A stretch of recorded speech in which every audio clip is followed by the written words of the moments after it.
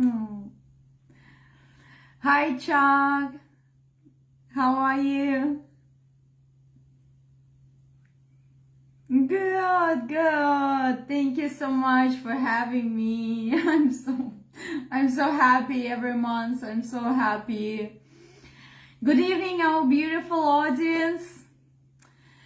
Here's another chapter of Frankie's stories.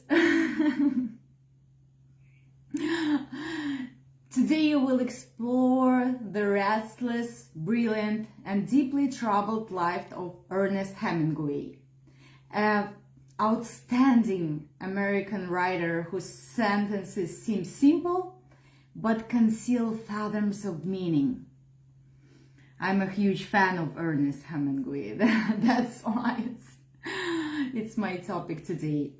So Ernest Miller Hemingway was born on July 21st, 1899 in Oak Park, Illinois. The son of Clarence Edmonds Hemingway, a physician and naturalist, and Grace Hall Hemingway, a musician and formidable presence. Their middle-class, church-going suburb prized respectability. Hemingway would later joke that Oak Park was a place of broad lawns and narrow minds. But this place gave him a strong sense of craft and discipline. Summers in northern Michigan taught him patience, observation, and the ritual of getting things right. Those boyhood skills matured into the unblinking attention to detail that marks his best stories. Immediately, it makes me want to tell you about Nick Adams, Hemingway's semi-autobiographical character, who appears in a series of short stories that trace his life from boyhood to early adulthood. Nick is often seen as Hemingway's alter ego. The stories explore growing up, trauma, nature, and moral development. The stories are episodic, sometimes published out of chronological order, but together they form a coming-of-age portrait. Many stories depict fishing, hunting, and outdoor life, showing the beauty and danger of the wilderness. Nick learns patience, respect for life, the consequences of carelessness. I have a special place in my heart for these stories. Stories like Indian Camp explore exposure to death and human suffering. Nick witnesses a difficult childbirth, his father performing surgery, and the aftermath of human suicide. All formative experience. Nick grows in resilience, stoicism, the understanding of human nature. Hemingway uses sparse prose to show the subtle lessons of courage and observation rather than spelling them out. That's the reason why I have such a love for Hemingway. I had the honor of translating one of his short stories, The Last Good Country, for my bachelor's degree. At the time, it was never translated and published into Russian before. After high school, Ernest joined the Kansas City Star as a cub reporter. Its famous style she demanded. Short sentences, short first paragraphs, vigorous English. Be positive, not negative. It suited his future prose. Though he would later resist being called a journalist turned novelist, the habits of accuracy and compression never left him. In 1918, barred by age from serving as a soldier, he volunteered as an ambulance driver in Italy with the Red Cross during World War I. Near the Piave front, he was seriously wounded by mortar fire, then carried a fellow soldier to safety, earning decorations. The trauma, blood, shock, pain, and the simultaneous exaltation of survival became the moral weather of his early fiction. In Milan, he fell in love with a nurse, Agnes von Kurowski, whose refusal later helped shape their heartbreak in A Farewell to Arms. Back in the United States, he wrote short stories and worked for the Toronto Star, which sent him to Europe. He married Hadley Richardson in 1921. Together they moved to Paris, then the capital of modernism. In the cafes and apartments of the left bank, Hemingway learned from Gertrude Stein, Ezra Pound, James Joyce, Scott Fitzgerald, and their influence wasn't just technical. They gave him permission to strip away ornament and see only what he could be seen, touched, tasted.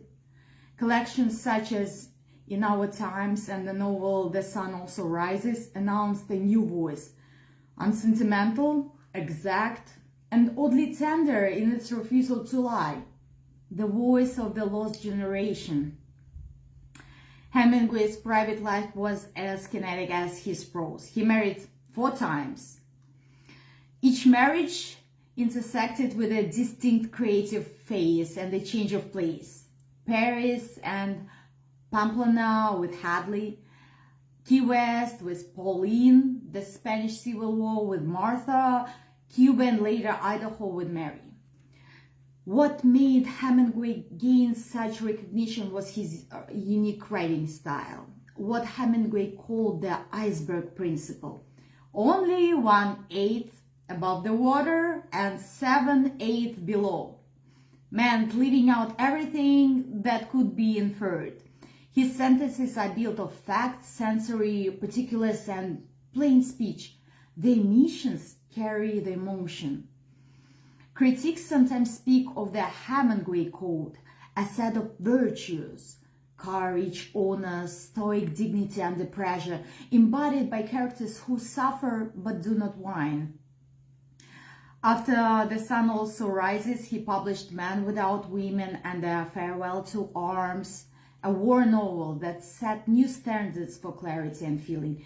In the 1930s, he tried non-fiction experiments, Death in the Afternoon, about bullfighting, and Green Hills of Africa, alongside fiction like To Have and Have Not, much of it gestating in Key West, which is especially peculiar to us, right? Chuck being in Florida. The Spanish Civil War shaped For Whom the Bell Tolls, arguably his most ambitious novel. Hemingway arrived in Key West in the late 1920s and settled at 907 Whitehead Street, a coral rock house built in the 19th century and purchased in 1931 with help of Pauline's wealthy uncle. Today it's the Ernest Hemingway Home and Museum, a National Historic Landmark. I'm sure, Chuck, you've been there, right? Yeah, I've been there a few times. Beautiful place. In the studio... Oh,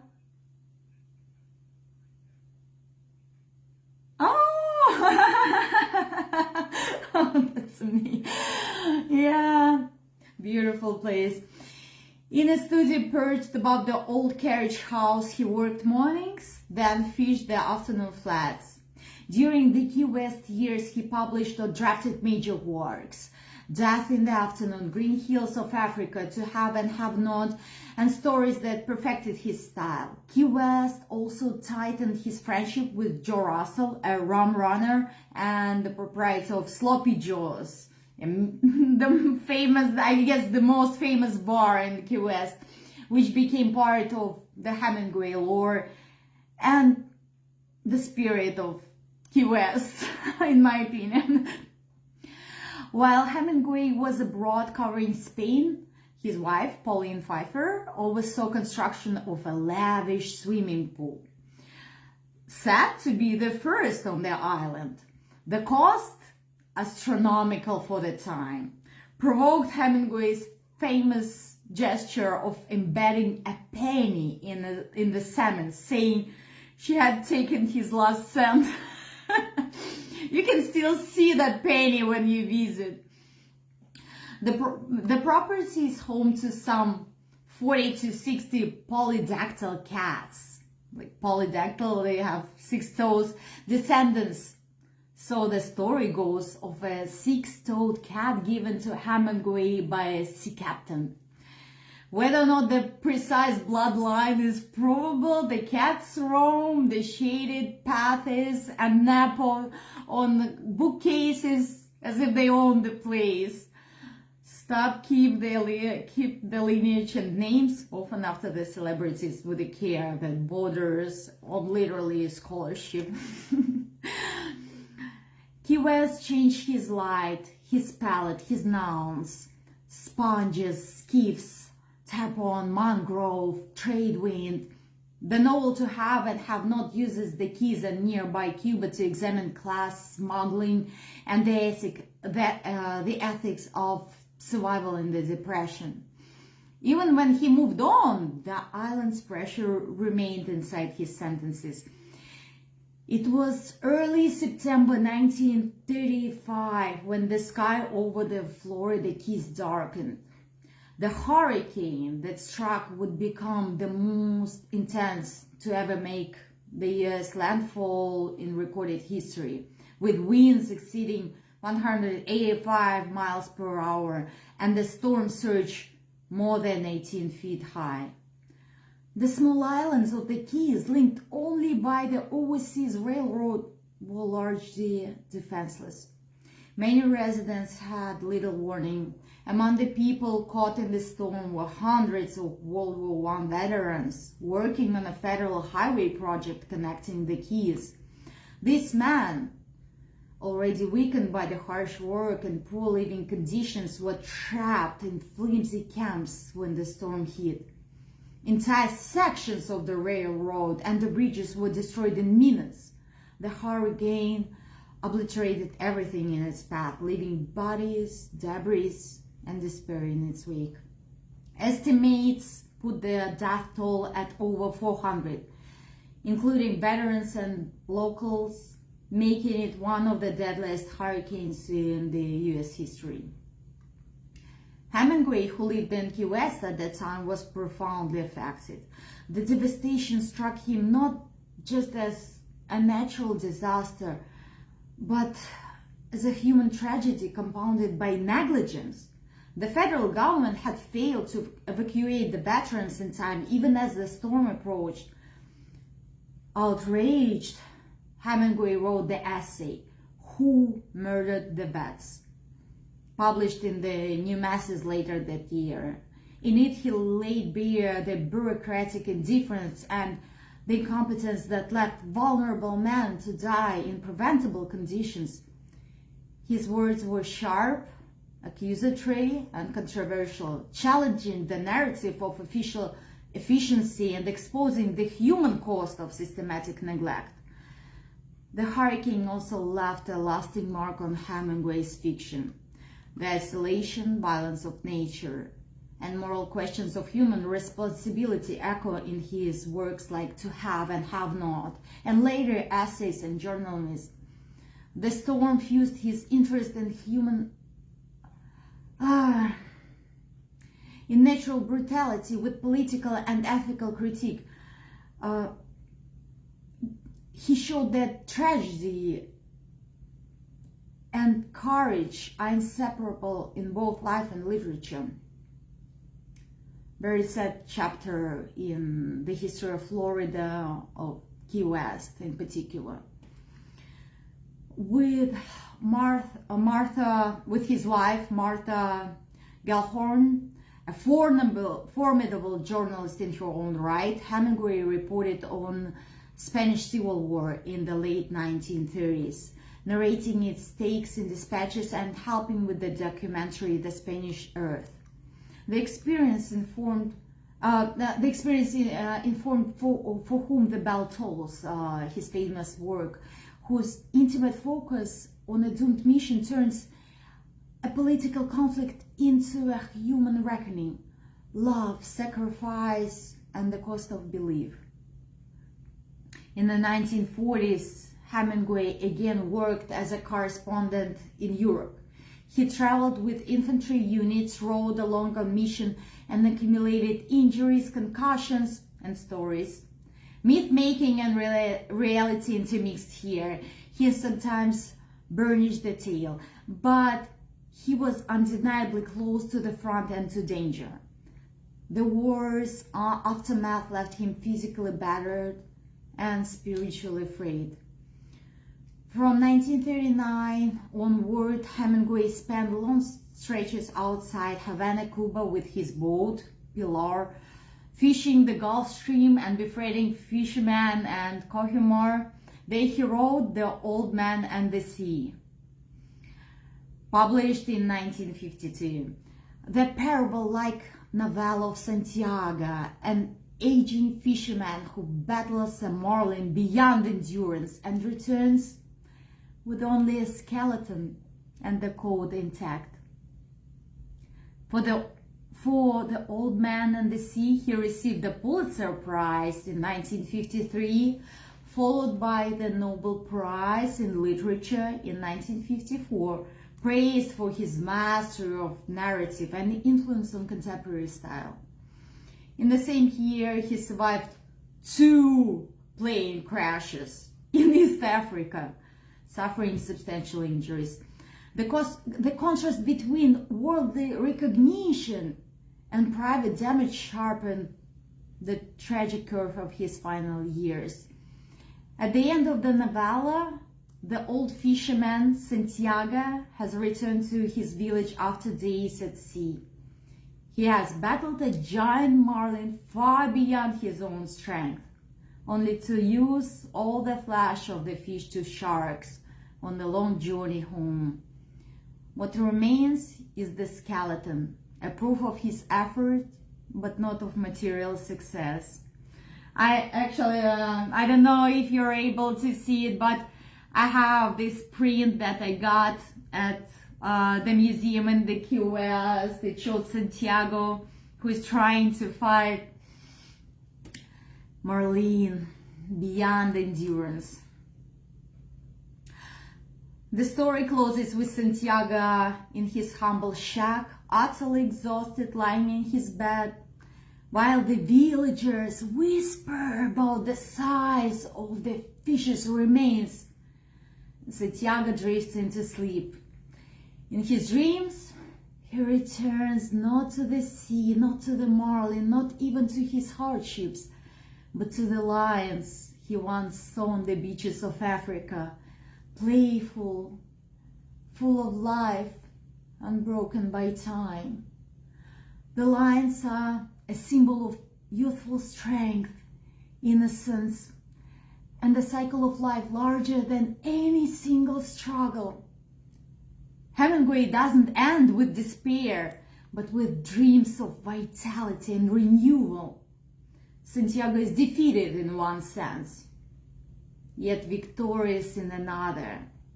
He has preserved his dignity, his endurance, his ability to dream. This quiet ending distills Hemingway's entire ethic. The world will wound you, but what matters is how you carry yourself in the face of loss. Once upon a time, Hemingway's words slipped off the pages and into the flickering glow of movie screens. The first to make the jump was a simple short story called The Killers. In 1946, 2 men walked into a diner, just as Hemingway had written, calm and deadly, their manners barely spoken, but sharply felt. The filmmakers expanded that few pages into a tense film noir with shadows, smoke, and suspense filling in the spaces Hemingway had left unspoken. The story of a man awaiting death became a meditation on fate and inevitability, showing how cinema could extend the iceberg beneath the text. Next came To Have and Have Not in 1944. Hollywood couldn't resist reshaping Hemingway's Depression-era novel into a sultry tale of romance and adventure. Humphrey Bogart and Lauren Bacall shimmered on the screen, exchanging witty banter, their chemistry electric. The plot was looser than the book, but the spirit of survival and moral testing, the code Hemingway cherished, remained. It was as if the prose has been distilled into charm, tension, and cinematic rhythm. In 1943, For Whom the Bell Tolls painted war in broad, colorful strokes. Gary Cooper and Ingrid Bergman starred in a story of love, courage, and sacrifice amidst the Spanish Civil War. Hemingway's most intimate story, The Old Man and the Sea, transformed decades later in 1999.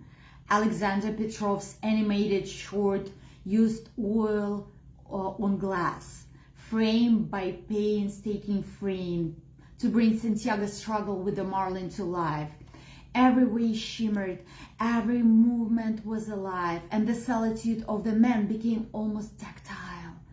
Here, Hemingway's pared down sentences found a visual echo, minimal yet profoundly moving, as if the soul of the story had finally surfaced. It's my favorite. I just love that movie. Finally, Islands in the Stream in 1977 offered a reflective, quieter version. George Scott inhabited a Hemingway-like painter on the Bahamas, navigating love, loss, and the sea. The film didn't chase action or glamour. It lingered in silence, in solitude, echoing the introspective, morally complex spaces of Hemingway's late work. Through these adaptations, Hemingway's words found new life, sometimes expanded, sometimes condensed, sometimes painted in vivid colors. His stories reminded audiences that beneath the surface of every narrative lies a depth to explore, a truth that film, like prose, can illuminate. In the quiet town of Ketchum, Idaho, the last chapter of Hemingway's life unfolded like one of his stories. Stripped of bravado, yet full of truth, he so often sought in his prose. The great writer, the man who had wrestled the bulls, marlins, and the chaos of war, was now battling an enemy invisible to everyone else, his own mind and body.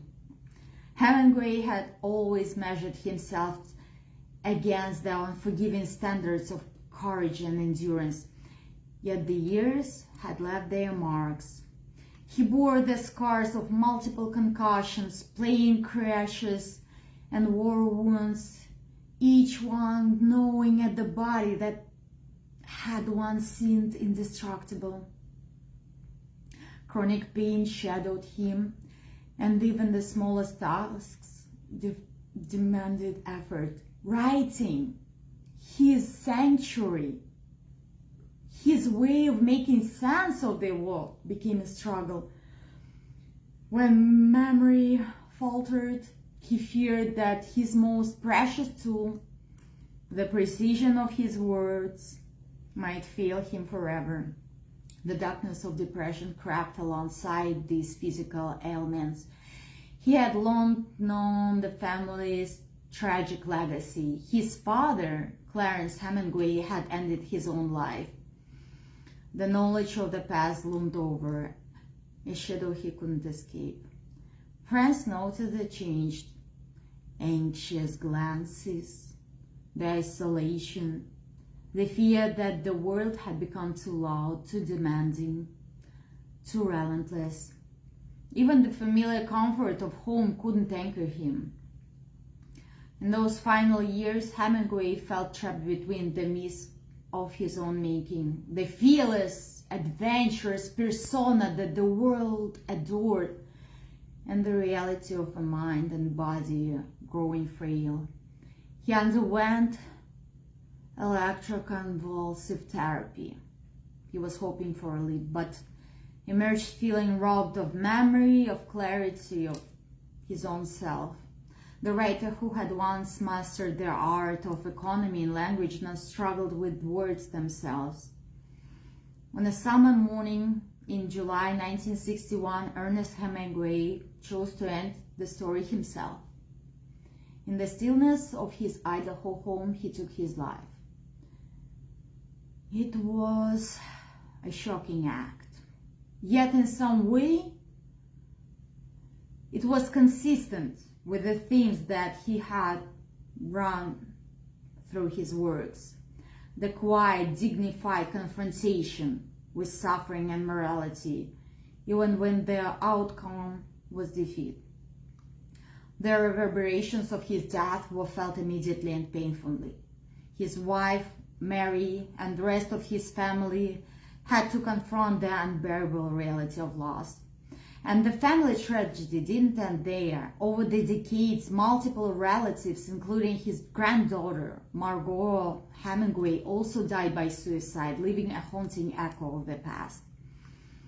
Yet through this darkness, the surviving family members began speaking openly about mental health, striving to honor his memory by breaking the silence that had once held them captive.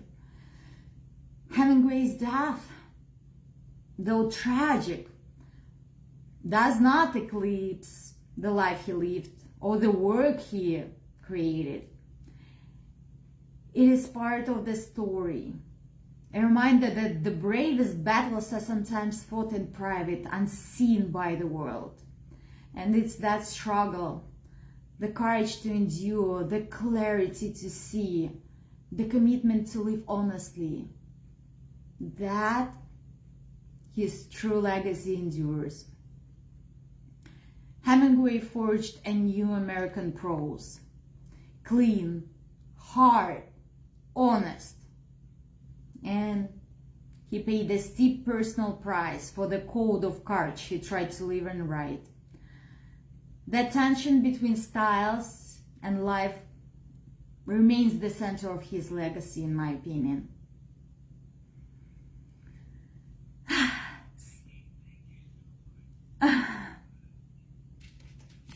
Was really fascinating. I learned, whenever I hear your stories, I learn things I didn't know about these subjects where I thought I really knew a lot. So you dig deep, and I thank you so much.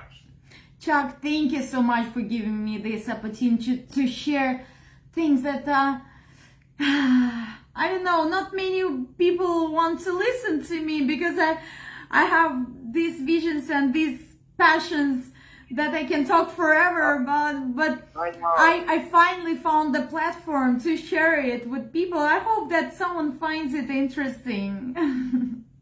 I hope so. Thank you, Frankie. Good night. Good night. Good night, Chuck. Thank you.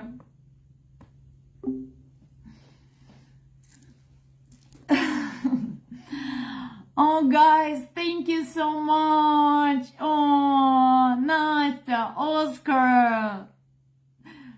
My favorite Sorokina. Taylor. Vlad. Omar. Oh, thank you so much. I really appreciate you all. Thank you for your attention. Good night.